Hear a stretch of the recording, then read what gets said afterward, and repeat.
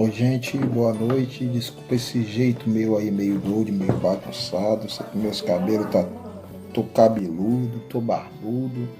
Na verdade, eu tô no ritmo da quarentena.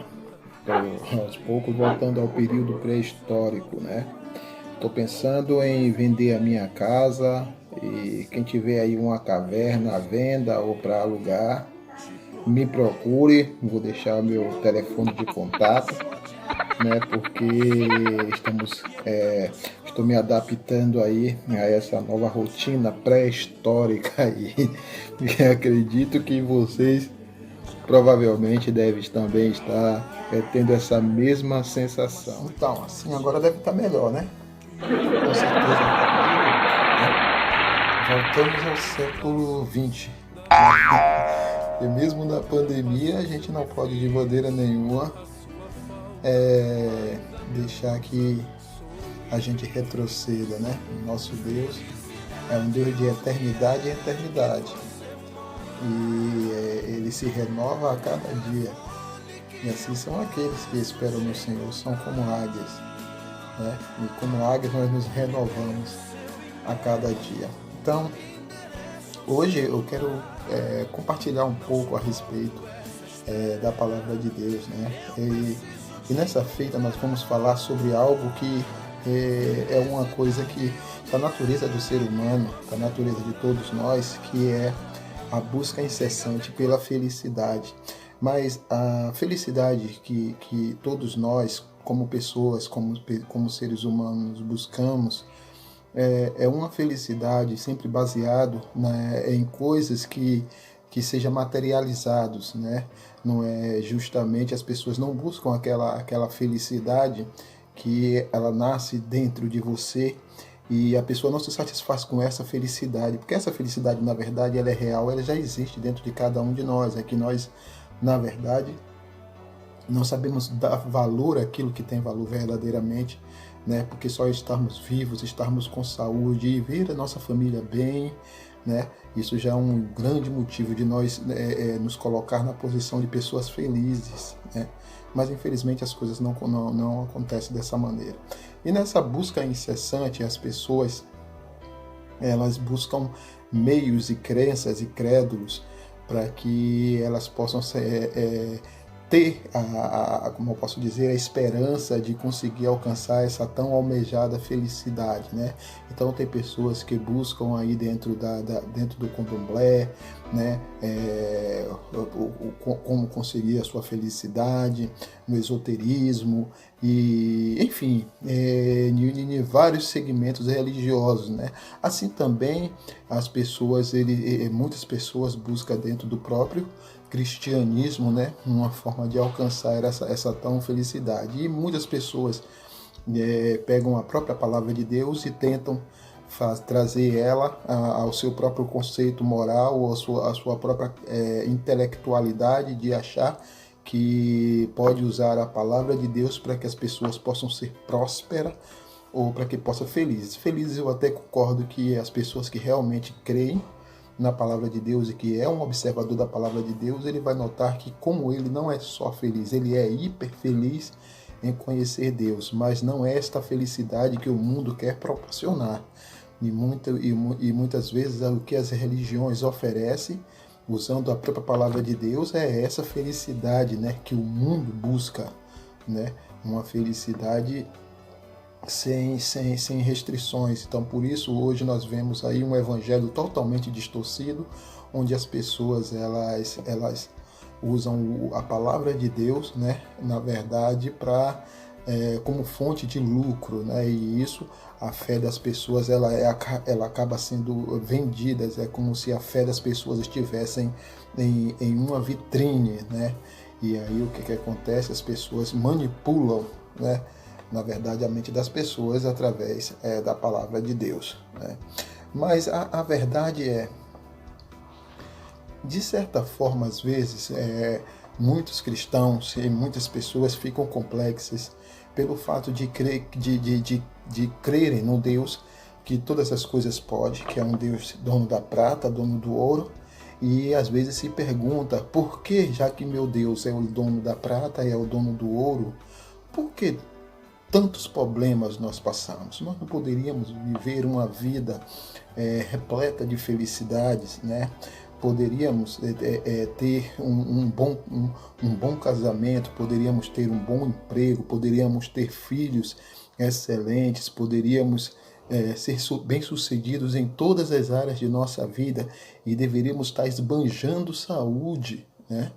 E o crente ele poderia sim, como pecador, como o salário do pecado é a morte, o crente deveria sim, tudo bem, poderia morrer, mas nunca de uma doença, né?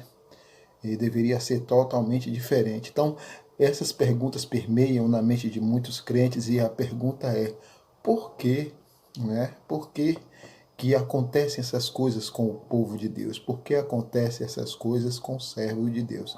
E é sobre esse assunto que eu venho neste momento tá trazendo aí uma reflexão, né?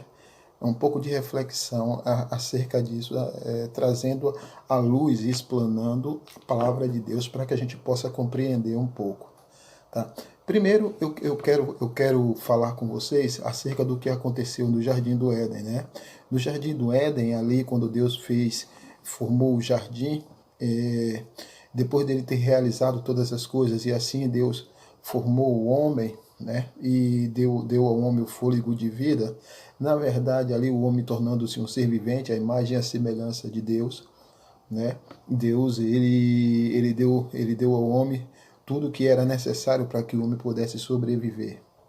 Mas ali Deus colocou no jardim do Éden uma árvore da ciência do bem e do mal. Diante de milhares de espécies de plantas, de vegetais, de árvores frutíferas que havia dentro do jardim, Deus colocou um e colocou como uma observação. Né? Deus deu assim aquela ordem, né, que a Adão de todas as árvores ele poderia comer, menos da árvore da ciência do bem e do mal, porque no dia que dele comerdes, certamente morrereis. Muitas vezes até eu mesmo ficava pensando e dizendo assim, mas como que essa ordem caiu para Adão, né? Certamente morrereis. Se Adão conhecia o que era morte, sabia o que era não existir, né? Ele tinha essa consciência realmente do que era morte, né? Deus não abriu um leque, na verdade, para dizer que não apenas não a morte, mas as misérias que aquela atitude errada, se caso ele viesse a fazer, poderia acontecer. Deus não abriu esse leque, mas Deus disse que ele morreria. Mas então, o que acontece? Nós sabemos que, infelizmente, Adão veio a pecar e por conta disso houve uma avalanche de miséria sobre a vida da raça humana e até o dia de hoje, não só a questão da morte, mas a doença ela veio tomando aí, veio denegrindo aí tudo aquilo que era perfeito que Deus havia feito, não só na vida do homem, como também na vida de toda a sua criação terrena, né? Vamos assim dizer. E o que eu posso afirmar relacionado a essa questão é que sabemos que a morte que mais que Deus estava falando para ele era a morte em dois aspectos. Era a morte espiritual e era a morte física também.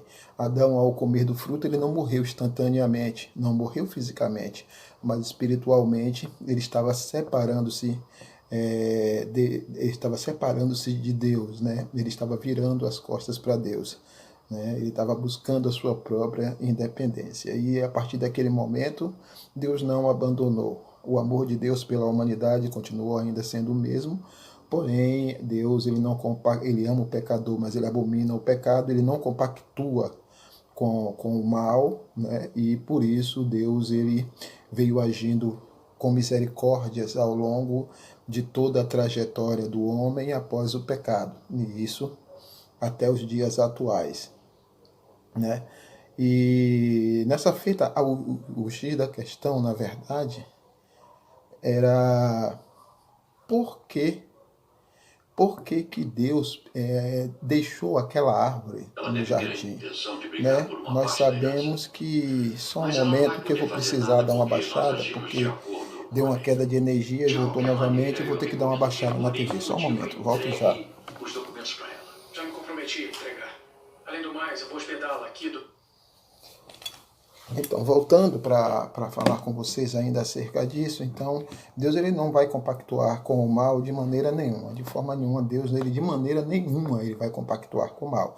Mas a Bíblia fala que a misericórdia de Deus é a causa de não sermos consumidos, né? E por conta disso, Deus ele vem cuidando, ele vem nos auxiliando em tudo que for necessário para a gente, para nossas vidas, né? Mas de maneira nenhuma Deus ele vai intervir. E às vezes a gente pode perguntar, mas por que então Deus não interviu, não mudou o curso das coisas? Deus não muda o curso das coisas, da natureza.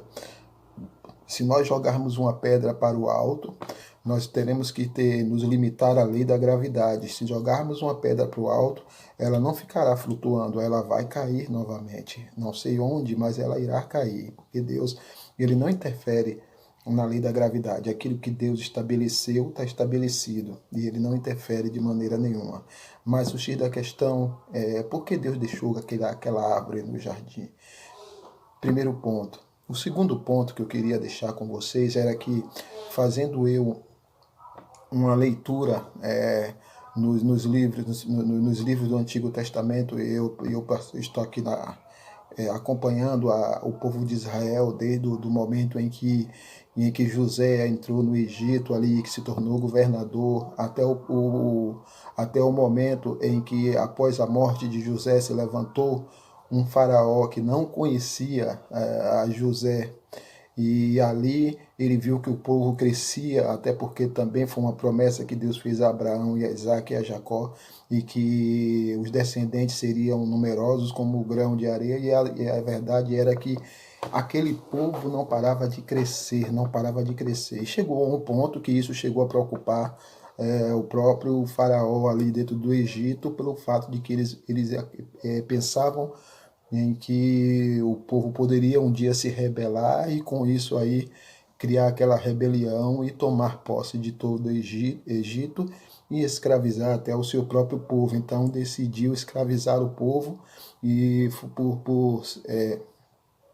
por centenas, né, centenas de anos aí o povo ficou ali escravo no Egito, né, por um bom tempo. Não sei se foi por décadas, me perdoe por não ter essa exatidão, ou se foi mais de 100 anos que eles ficaram ali cativos no Egito. Mas a verdade é que eles ficaram ali escravizados até que Deus, na verdade, ouvindo o clamor do povo, levantou Moisés e que tirou o povo do Egito, e a gente sabe a situação como foi, através dos sinais que Deus fez. Deus se apresentou primeiramente ao povo de Israel através de Moisés, e depois se apresentou ao Egito como um único Deus, né, derrubando ali todos os credos e crenças deles, né, e misticismo que era feito naquela época. Conseguiu, na verdade, retirar o povo do cativeiro egípcio.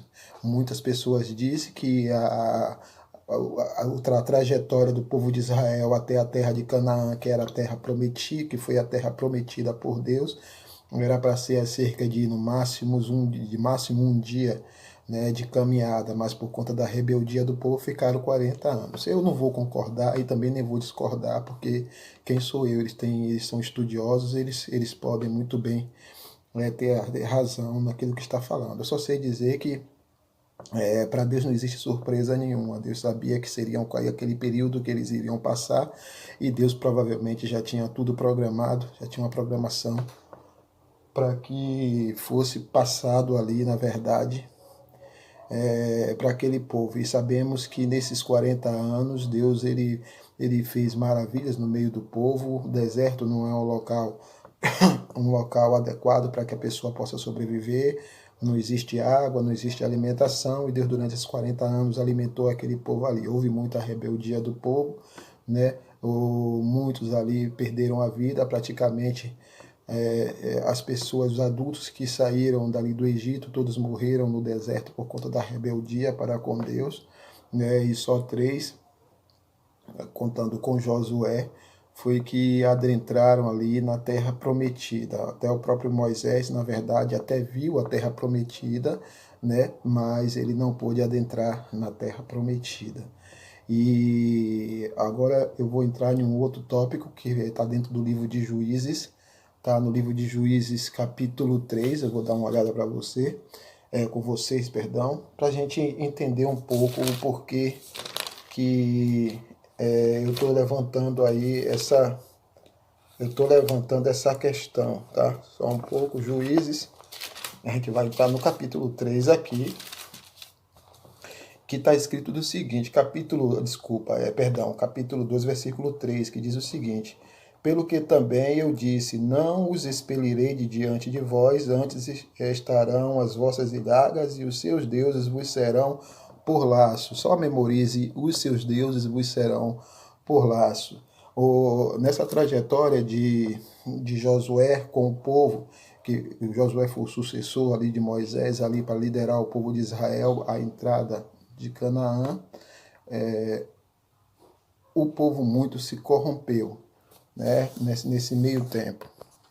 E além do povo se corromper, eles fizeram uma aliança com Deus, né? E nessa aliança que foi feita com Deus, foi colocado para eles que de maneira nenhuma eles iam se prostituir com outros deuses, eles iam se inclinar para outros deuses, e eles fizeram ali um voto com Deus ali naquele momento. E nós sabemos que Josué, sendo sucessor de Moisés, ele também tinha uma responsabilidade tão grande quanto a responsabilidade de Moisés para com aquele povo ali. E Deus ele usou grandemente ali Josué. E Josué ali obteve vitórias ali nas guerras ali, conquistou a terra de Canaã. Nesse período em que Deus usou Josué, 31 reis ali, que cada rei representava uma nação, foi combatido ali, né, por intermédio do povo de Israel, tendo, na verdade, Josué como seu líder. Claro que nós sabemos que Deus que fez com que essas vitórias fossem realizadas e fossem conquistadas. Só que, na verdade, não foi todo aquele povo que foi eliminado, não foi todo aquele povo ali que, na verdade, Deus extinguiu, ficou um grupo, ficou algumas nações ali circunvizinhas, a qual Deus deixou, que na verdade seria para que pudesse colocar, para que o povo pudesse ser provado, para ver se realmente o voto que o povo havia feito com eles era real mesmo, era verdadeiro, se aquele povo servia a ele de verdade, ou se aquele povo, na verdade, na primeira oportunidade que tivesse, se corromperia. E nós sabemos, se formos analisar o que aconteceu, o povo novamente, depois que entrou na terra de Canaã, eles se corrompeu, vieram a seguir outros deuses, né? E além disso ainda pegaram mulheres ali, se casaram e deram suas filhas para que se casasse com aquelas pessoas dali também. E assim desagradou muito a Deus, e Deus então levantou juízes. Mas outros, assim como o primeiro ponto, onde eu falei da árvore da ciência do bem e do mal lá do Gênesis, aqui também é um segundo ponto. Né? Porque depois de passar por aqueles 40 anos ali no deserto, passar por toda aquela prova, e Deus fazer com que o povo entrasse na terra de Israel, por que não eliminar todo o povo, né? Eliminar toda aquela gente que havia ali, para que o povo de Israel não tivesse nada com que se apegasse havia desagradar a Deus, porque Deus ainda manteve aquele povo. Bom, vamos agora trazer isso para os nossos dias atuais. Nós, como cristãos, nós sabemos que, principalmente nós que tivemos um passado distante de Deus até que nos convertermos, viemos a nos converter, nós sabemos que no mundo nós precisamos saber conviver com tudo que há, né? Com tudo e com qualquer tipo de situação. Por exemplo, uma pessoa, ele é um alcoólatra e assim ele recebe a Cristo como Senhor e como Salvador da vida dele, né? e ele vai ter que aprender a conviver, né, com Cristo como um cristão, sabendo que não é por conta da conversão dele que as distribuidoras de bebidas vai deixar de vender, né? Vai deixar de fornecer bebida ou de fabricar a própria bebida, né?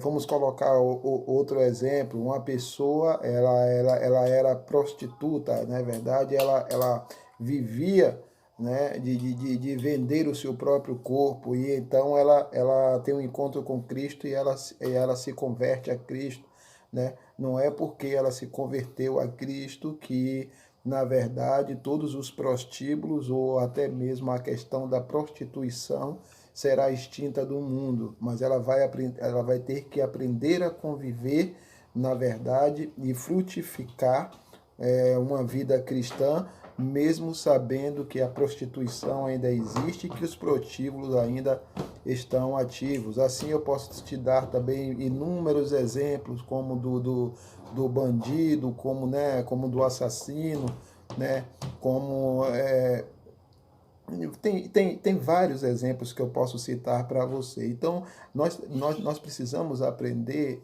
a conviver com o mundo, com as coisas que há no mundo, né? Nós, na verdade, né, essas coisas são colocadas e é necessário que elas existam para que elas possam nos colocar à prova. Assim como lá no Éden, Deus ele nunca fez o homem robotizado, né? Deus ele não programou o ser humano. Se Deus tivesse programado o ser humano, não havia pecado, não havia nada, o homem era robotizado. Mas Deus não nos fez robotizado, porque se Deus nos fizesse robotizado, nós não teríamos a imagem e a semelhança de Deus, né? Nós seríamos, na verdade, programados apenas para poder fazer aquilo que Deus nos orientou a fazer. Deus quer que a gente sirva a Ele, mas Deus quer que a gente obedeça à vontade dele de boa vontade, porque amamos a sua lei, né? Porque realmente queremos servi-lo, e não pelo fato de que Deus ele colocou um microchip ou um chip dentro, né, no nosso subconsciente, aí na nossa alma, para que a gente venha